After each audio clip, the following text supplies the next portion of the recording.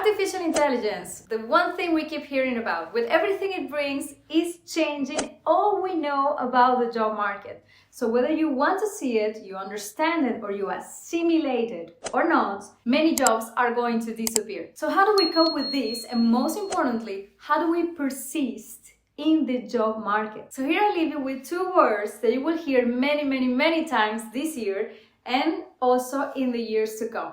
So you're going to hear a lot about upskilling and reskilling. If you've been pondering how to future-proof your career, you are in the right place. With the rapid advancements of technology and the increasing influence of artificial intelligence, the job market is undergoing significant transformation. Yes, we keep hearing about this, we all know this. But what about you? The skills that you have today may not be enough to take you where you want to go. That's where upskilling or reskilling come into play. So take some notes here because we're going to be explaining what is upskilling and reskilling and how you can make it work for you. Now, upskilling involves enhancing your existing skills, staying relevant in your current field. On the other hand, reskilling is about acquiring entirely new skills and opening doors to new opportunities and industries. So let's see how companies should be taking on projects to move their employees to a higher level doing upskilling. And please listen to this carefully so that you know if your employer is actually taking this initiative. So let's have an example here. Imagine, let's set a digital marketing upskilling, all right? So let's imagine a marketing team in a company that primarily uses traditional marketing strategies, all right? The team members are proficient in conventional advertising channels, but they lack experience in digital marketing specifically. This is a huge challenge, and this is a real example. Many companies have been going through this many times, especially since the presence online has become mandatory regardless of the activity, the product or service they offer, all right? So the first thing the companies do is to do an assessment. They assess the current set of skills of, in this case, the marketing team. They identify the gaps in digital marketing knowledge, right? And second, they apply training programs, design tailored training programs to cover the essential aspects of digital marketing. For example, social media marketing, search engine optimization, and content marketing, okay? They also conduct interactive workshops where the team members can apply the new acquired knowledge in practical scenarios. There is always also the possibility to apply mentoring, either internally or through external experts in digital marketing in this case, and that allows the team members to seek guidance as they apply the skills in real-world projects. Now, on the other hand, there are some companies that are really advocates of continuous learning. They establish a culture of continuous learning and they encourage the team members to stay updated on the latest trends, and in this case, on tools in digital marketing. And last but not least, performance evaluation. The fear evaluation, right? Now, in this case, the company assesses regularly, specifically to measure the impact of the upskilling efforts in order to measure the success of those digital marketing campaigns. All right, that's clear. This is how companies should apply upskilling strategies to enhance talents and stay up to date with the requirements of the market that keep changing, right? Now, let me ask you something.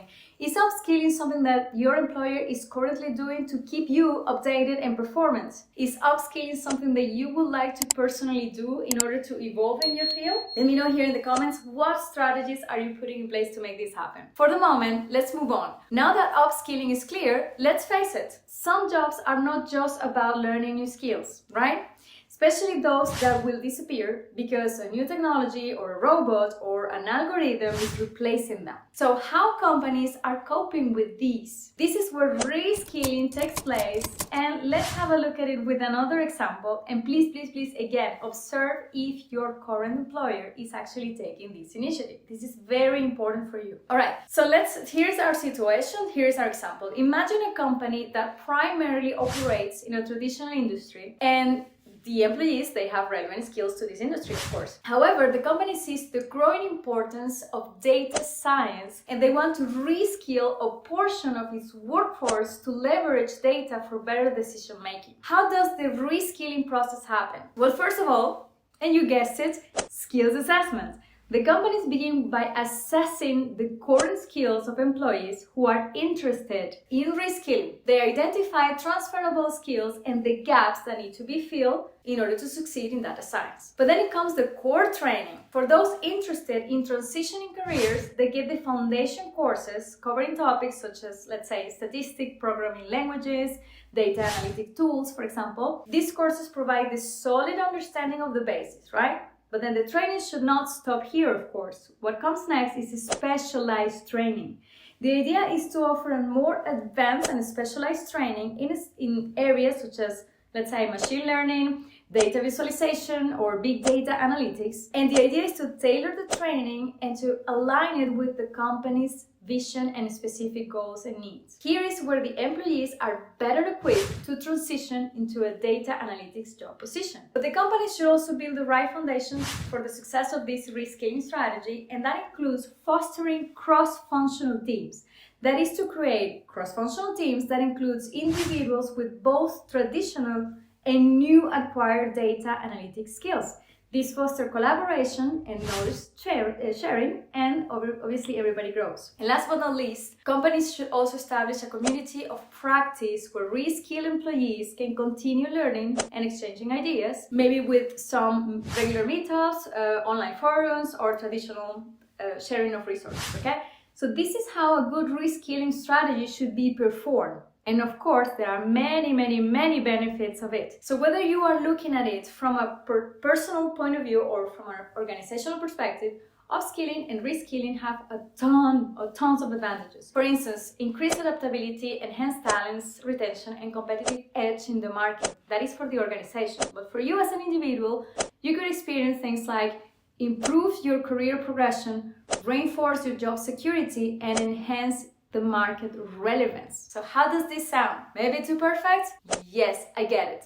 Because the truth is that we have to ask ourselves a different set of questions. First, we should ask ourselves how many companies are actually performing upskilling and reskilling strategies to take on the new market? How many companies are actually going to take care of their employees and make the best of their talents? And how many companies are just simply going to fire those that are no longer necessary and instead hire new talents who are already trained to be at the top performance right away? So let's be smarter here. If you want to secure a job in the future, you are the only one responsible for your own upskilling and reskilling. So don't sit and wait for your current employer to train you. Take the lead. Take action. I'm going to make a couple more videos with more specific tools and tips on how to do upskilling and reskilling that will help you take a step ahead. So you know how this works. Subscribe to this channel so that you don't miss any of it. And let me ask you one last question. Are you ready to upgrade your career? Because if the answer is yes, remember this. The job market rewards those who embrace change and continually invest in their skills. If you found this video valuable and useful, please like it and share it, and especially stay tuned for more insights into professional development and this whole world of upskilling and reskilling. Until next time, I'll send you a big kiss. Keep learning and evolving. Take a step ahead.